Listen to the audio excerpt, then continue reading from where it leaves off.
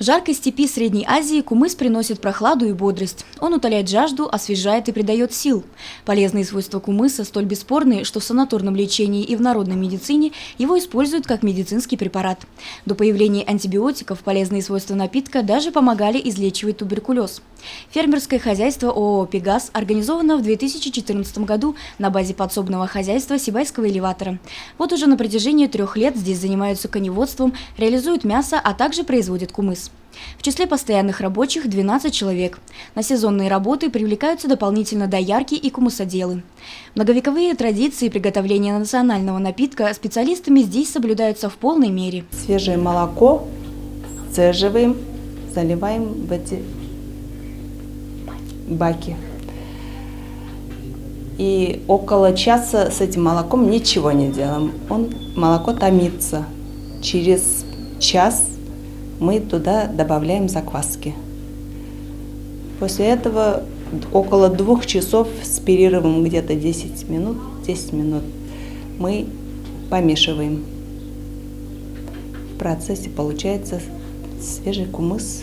Кобыл доят до 5 раз в день. Процесс автоматизированный. Доильный аппарат шведского производства, который, в отличие от старых отечественных, производит меньше шума, что благоприятно влияет на эмоциональное состояние животных. Общее поголовье лошадей составляет 671 единицу.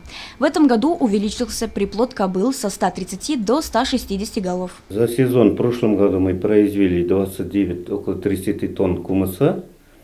В этом году планируем 45 тонн увеличить.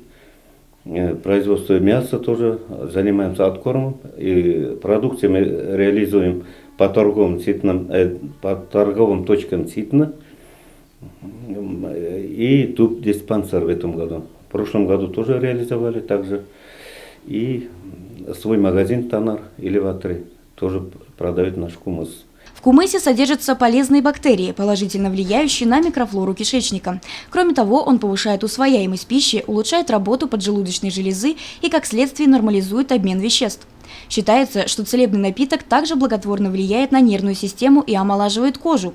На его основе делают питательные маски для лица. Срок хранения кумыса составляет 5 дней. Спрос на него значительно превышает предложение. Увеличить объемы производства, по словам специалистов, планируется за счет кооперации крупных и мелких сельхозпредприятий Башкортостана. Помимо этого, у продукции есть и экспортный потенциал. Интересный факт. В 2015 году в Уфе кумысом угощали участников саммитов ШОС и БРИКС. После дегустации представитель Южноафриканской республики заявил о желании применить российские технологии на родине, а в качестве сырья использовать молоко зебры. Евдокия Титаренко, Радмир Исенгулов, Любовь Карпова, телекомпания СТВ.